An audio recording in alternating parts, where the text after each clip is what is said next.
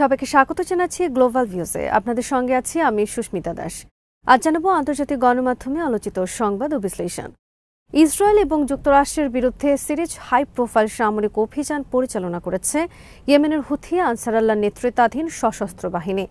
ইসরায়েলের বেনগুরিয়ন বিমানবন্দরের পাশের একটি সামরিক ঘাঁটিকে লক্ষ্য করে জুলফিকার ব্যালিস্টিক ক্ষেপণাস্ত্র হামলা চালিয়েছেন তারা। পাশাপাশি আরব সাগরে দুটি মার্কিন বিমানবাহী রণতরীতে সমন্বিত হামলা চালানো হয়েছে। ইয়েমেনি সশস্ত্র বাহিনীর মুখপাত্র ব্রিগেডিয়ার জেনারেল ইয়াহিয়া সারি জানিয়েছেন, ফিলিস্তিনের গাজা উপত্যকা এবং ইয়েমেনের বিরুদ্ধে চলমান আগ্রাসনের জবাবের ধারাবাহিকতায় এসব হামলা চালানো হয়। এক টেলিভিশন বিবৃতিতে সারি বলেন, টানা দ্বিতীয় মাসের মতো আমরা মার্কিন আগ্রাসনের মুখোমুখি হচ্ছে। মুখপাত্র নিশ্চিত করেন, USS Harry S Truman, USS curl Vinson এবং এই দুই রণতরীর নৌবহরকে লক্ষ্য করে দুটি অভিযান চালানো হয়। এই অঞ্চলে মোতায়েনের পর এটি ছিল ইউএসএস কার্ল ভিনসনকে লক্ষ্য করে প্রথম হামলা। বিবৃতিতে বলা হয়, সম্প্রতি লোহিত সাগরে আসা মার্কিন বিমানবাহী রণতরীগুলো আগের চারটি রণতরীর মতো লক্ষ্য অর্জনে ব্যর্থ হয়েছে। এদিকে ইয়েমেনের আকাশ প্রতিরক্ষা বাহিনী জানিয়েছে, রাজধানী সানার আকাশে তারা আরও একটি মার্কিন MQ-9 রিপার ড্রোন ভূপাতিত করেছেন। এর মাধ্যমে ইয়েমেনের সঙ্গে সংঘাতে মার্কিন বাহিনীর সম্পদহানির আকার আরও বড় হল। ব্রিগেডিয়ার সারি জানান, ইয়েমেনের এসব অভিযান গাজা ইসরায়েলের গণহত্যামূলক যুদ্ধে ফিলিস্তিনি জনগণের প্রতি তাদের অটুট সমর্থনের সঙ্গে সরাসরি সম্পৃক্ত।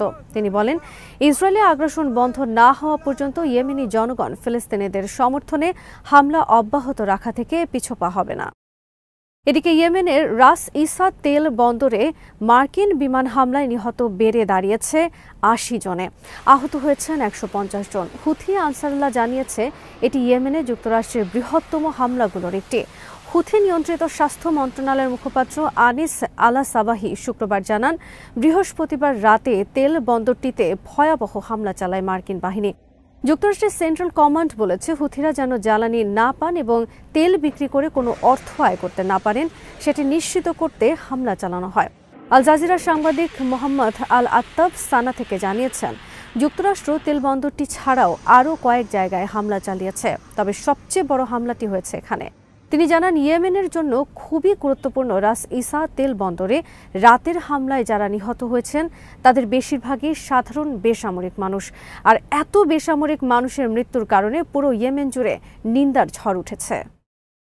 প্রেস টিভির খবরে বলা হয়, বেনগুরিয়নে নিয়মিত ইয়েমেনি ক্ষেপণাস্ত্র হামলা পর্যটন মৌসুমে ইসরায়েলের জন্য দুঃস্বপ্ন হয়ে উঠেছে। পর্যটনের মৌসুমকে অর্থনৈতিক কাজে লাগাতে ইসরায়েল যুদ্ধ পূর্ব পরিস্থিতির মতো বিমানের ফ্লাইটগুলো বেনগুরিয়নে ফিরিয়ে আনার চেষ্টা করলেও ইয়েমেনিরা ক্ষেপণাস্ত্র হামলার মাধ্যমে তেল আবিবের অর্থনৈতিক ও বিমান সুবিধাকে ব্যাহত করে চলেছেন। অধিকৃত জেরুজালেমের একটি ট্রাভেল এজেন্সির সিইও বলেছেন, হুথিরা ঠিকই জানেন তারা কি করছেন। তারা বিমানবন্দরকে লক্ষ্য করে আঘাত হানছেন, কারণ তারা জানেন যে পর্যটনের ক্ষতি করলে ইসরায়েল অর্থনৈতিক ও মানসিকভাবে ক্ষতিগ্রস্ত হবে এবং এই কৌশলটি কাজ করেছে। মার্কিন ওয়েবসাইট মিডিয়া লাইন ইসরায়েলি বিমান চলাচল কর্মকর্তাদের বরাতে এক প্রতিবেদনে লিখেছে, ইয়েমেনি বাহিনী বেনগুরিয়ন বিমানবন্দরে হামলা বাড়ালে বেশ কয়েকটি বিদেশি বিমান সংস্থা অবিলম্বে ইসরায়েল থেকে সরে আসবে। এই সতর্ক বার্তাগুলো এমন এক সময় এসেছে যখন গাজায় সংক্ষিপ্ত যুদ্ধবিরতির পর কিছুটা স্থিতিশীলতা ফিরে আসার কারণে কিছু আন্তর্জাতিক বিমান সংস্থা ইসরায়েলে তাদের কাজ শুরু করেছিল। কিন্তু ইয়েমেনের ক্ষেপণাস্ত্র হামলা বিমান সংস্থাগুলোর কাজকে গুরুতর হুমকির মুখে ফেলেছে। মিডিয়া লাইনের প্রতিবেদনে বলা হয়, পাস ওভার উৎসবের ছুটির আগে বিমান সংস্থাগুলোর ক্ষতি পুনরুদ্ধারে বেশ কিছু পদক্ষেপ নেওয়া হলেও ইসরায়েলের পর্যটন শিল্প আবার ধ্বংসের দ্বারপ্রান্তে। প্রতিবেদনে আরও বলা হয়, বসন্তকালীন পাস ওভার ছুটিতে ইসরায়েলি পর্যটন খাত হুথিদের হামলার মুখে পড়েছে। এই উৎসব সাধারণত ইসরায়েলের ভ্রমণের সুবর্ণ সুযোগগুলোর মধ্যে একটি বলে বিবেচিত হয়। ইসরায়েলি পর্যটন মন্ত্রণালয়ের মার্কেটিং বিভাগের প্রধান অমি অ্যালন মিডিয়া লাইনকে বলেছেন, বেশিরভাগ বিমান সংস্থা আবার কার্যক্রম শুরু করলেও এবং ভ্রমণ সতর্কতা শিথিল করা হলেও সবকিছুই ইসরায়েলের স্থিতিশীলতার উপর নির্ভর করছে।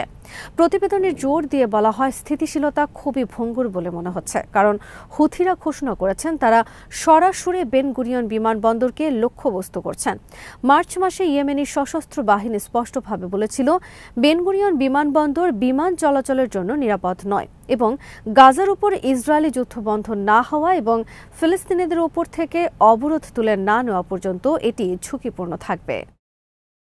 ফিলিস্তিনি প্রতিরোধ আন্দোলন হামাস ইসরায়েলের সর্বশেষ যুদ্ধবিরতি প্রস্তাব প্রত্যাখ্যান করে বলেছে তারা এমন কোনো খণ্ডিত চুক্তি মানবেন না যা যুদ্ধের সমাপ্তি বা গাজা থেকে ইসরায়েলি সেনাদের সম্পূর্ণ প্রত্যাহারের নিশ্চয়তা না দেয়। হামাসের প্রধান আলোচক খলিল আল হাইয়া এমন একটি প্রস্তাবের জন্য ইসরায়েলি প্রধানমন্ত্রী বেঞ্জামিন নেতানিয়াহুকে অভিযুক্ত করেন যা অসম্ভব শর্ত দিয়ে তৈরি এবং এর মাধ্যমে যুদ্ধের সমাপ্তি ঘটবে না। হামাসের কাছে ইসরায়েল সর্বশেষ যে প্রস্তাব দিয়েছে তাতে ৪৫ দিনের যুদ্ধবিরতি এবং ফিলিস্তিনি বন্দীদের মুক্তির বিনিময়ে ১০ জন ইসরায়েলি বন্দীকে প্রাথমিকভাবে মুক্তি দেওয়ার কথা বলা হয়। যুদ্ধের অবসান এবং গাজায় সাহায্যের প্রবাহ পুনরুদ্ধারের বিষয়ে আলোচনার কথাও বলা হয় এই প্রস্তাবে। প্রথমবারের মতো ইসরায়েল হামাসকে সম্পূর্ণ নিরস্ত্রীকরণেরও শর্ত এতে আরোপ করে। খলিল আল হাইয়া প্রস্তাব উড়িয়ে দিয়ে বলেন, সশস্ত্র আন্দোলন আমাদের স্বাভাবিক অধিকার, কারণ দখলদারদের হাত থেকে ফিলিস্তিনিদের মুক্ত রাখার জন্য সশস্ত্র আন্দোলনের বিকল্প নেই।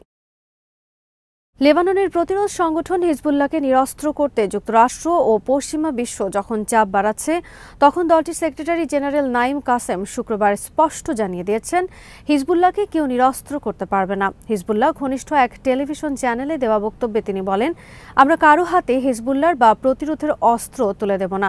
নিরস্ত্রীকরণ শব্দটাই আমাদের অভিধান থেকে বাদ দিতে হবে। ইসরায়েলকে কঠোর হুঁশিয়ারি দিয়ে শেখ নাইম জানান, তেল আবিবের যুদ্ধবিরতি লঙ্ঘন প্রতিহত করতে তাদের হাতে অসংখ্য বিকল্প রয়েছে। তিনি বলেন, আমরা ইসরায়েলি পদক্ষেপে একেবারে শঙ্কিত নই। এর বিপরীতে আমাদের হাতে বেশ কিছু বিকল্প রয়েছে। সঠিক সময়ে আপনারা এর বাস্তবায়ন দেখতে পাবেন। তিনি স্পষ্ট করে বলেন, কেউ যদি মনে করেন আমরা দুর্বল হয়ে পড়েছি তাহলে তিনি বোকার স্বর্গে বাস করছেন। লেবাননের সার্বভৌমত্ব ক্ষুণ্ণ করার চলমান প্রচেষ্টার বিরুদ্ধে কঠোর প্রতিশোধের প্রতিশ্রুতি দেন তিনি। মহাসচিব বলেন, লেবাননের সেনাবাহিনী, জনগণ ও হিজবুল্লাহর ঐক্য এবং এই ঐক্যের শক্তি ইসরায়েলকে তার লক্ষ্য অর্জনে চূড়ান্তভাবে ব্যর্থ করবে। অবরুদ্ধ গাজায় ইসরায়েলি বাহিনীর হামলায় একদিনে নিহত হয়েছেন আরও ৭০ জন, আহত হয়েছেন আরও অনেকে। শুক্রবার ভোর থেকে রাত পর্যন্ত চালানো হামলায় এই হতাহতের ঘটনা ঘটে। গাজার স্বাস্থ্য মন্ত্রণালয় জানিয়েছে, শুক্রবারের হামলায় যারা নিহত হয়েছেন তাদের অধিকাংশই গাজা সিটি এবং উত্তর গাজার বাসিন্দা। তাছাড়া মধ্য ও দক্ষিণাঞ্চল অর্থাৎ গাজার সর্বত্র ব্যাপক হামলা চালিয়েছে দখলদার বাহিনী।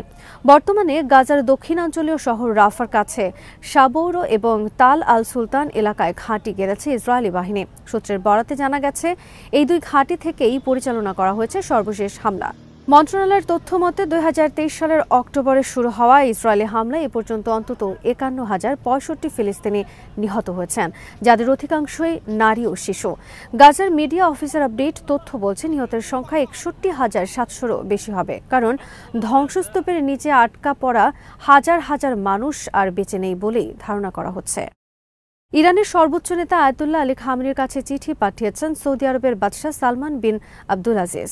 তার এই চিঠি খামেনির হাতে সরাসরি পৌঁছে দিয়েছেন সৌদি আরবের প্রতিরক্ষামন্ত্রী প্রিন্স খালিদ বিন সালমান।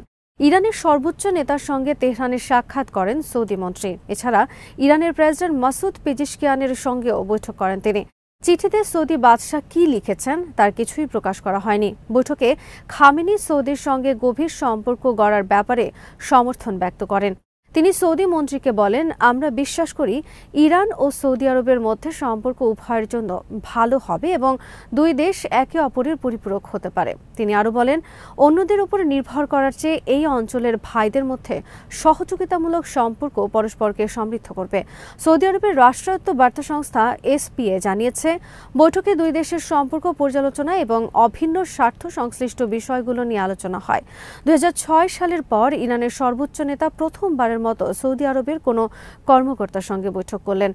ইরান সফররত সৌদি প্রতিরক্ষামন্ত্রী প্রেসিডেন্ট মাসুদ পেজিশকিয়ান, জাতীয় নিরাপত্তা কাউন্সিলের সুপ্রিম সেক্রেটারি আলী আকবর আহমাদিয়ান এবং সশস্ত্র বাহিনীর প্রধান মোহাম্মদ বাঘেরির সঙ্গেও বৈঠক করেছেন। এদিকে ইরান কখনো নিজেদের ইউরেনিয়ামের মজুত নিঃশেষ করবে না বলে জানিয়েছেন দেশটির এক কর্মকর্তা। শুক্রবার রয়টার্সকে তিনি আরও বলেন, ইরানের রেড লাইন যেটি সর্বোচ্চ নেতা আয়াতুল্লাহ আলী খামেনি বাধ্যতামূলক করেছেন সেটি নিয়ে কখনো ছাড় দেওয়া হবে না। ইরানের রেড লাইন হলো ইউরেনিয়াম সেন্ট্রিফিউজগুলো ভেঙে ফেলা, একই সঙ্গে ইউরেনিয়াম সমৃদ্ধকরণ বন্ধ করা অথবা 2015 সালের পারমাণবিক চুক্তির আগে যতটুকু ইউরেনিয়াম ছিল সেখান থেকে পিছিয়ে আসা। এছাড়া ইরান তাদের মিসাইল প্রোগ্রাম নিয়েও কোনো আলোচনা করবে না বলে জানিয়েছেন তিনি। এই কর্মকর্তা বলেন, গত সপ্তাহে ওমানে যে বৈঠক হয়েছে সেখানে ইরান বুঝতে পেরেছে যুক্তরাষ্ট্র চায় না আমরা আমাদের সব পারমাণবিক কার্যক্রম বন্ধ করে দিই, আর এই বিষয়টি ইরান ও যুক্তরাষ্ট্রের মধ্যে আলোচনার একটি সাধারণ ভিত্তি হতে পারে। এদিকে ইরান শুক্রবার জানিয়েছে যুক্তরাষ্ট্র যদি চুক্তির ব্যাপারে সিরিয়াস হয় এবং অস্বাভাবিক কোনো দাবি দেওয়া না করে তাহলে তাদের মধ্যে চুক্তি হতে পারে। এদিকে পরমাণু কর্মসূচি নিয়ে দ্বিতীয় দফায় বৈঠকে বসতে যাচ্ছে ইরান ও যুক্তরাষ্ট্র। ওমানের মধ্যস্থতায় শনিবার ইতালির রাজধানী রোমে এই বৈঠক হওয়ার কথা। গত শনিবার তেহরান ও ওয়াশিংটনের মধ্যে প্রথম দফার বৈঠক হয় ওমানের রাজধানী মাস্কাটে। বৈঠকে ইরানের পক্ষে ছিলেন দেশটির পররাষ্ট্রমন্ত্রী আব্বাস আরাকচি ও যুক্তরাষ্ট্রের পক্ষে ছিলেন মার্কিন প্রেসিডেন্ট ডোনাল্ড ট্রাম্পের বিশেষ দূত স্টিভ উইটকফ। দ্বিতীয় দফার আলোচনায় অংশ নিতে আরাকচি ও উইটকফ রোমে পৌঁছেছেন। প্রথম দফার বৈঠক সফল হয়েছে বলে জানিয়েছিলেন দুই দেশের প্রতিনিধিরা। আজ এখানেই শেষ করছি। সবাই ভালো থাকুন, সুস্থ থাকুন আর দেখতে থাকুন বিডি ভিউজ। চ্যানেলটি ভালো লাগলে সাবস্ক্রাইব করুন, সংযুক্ত থাকুন আমাদের ফেসবুক পেজে।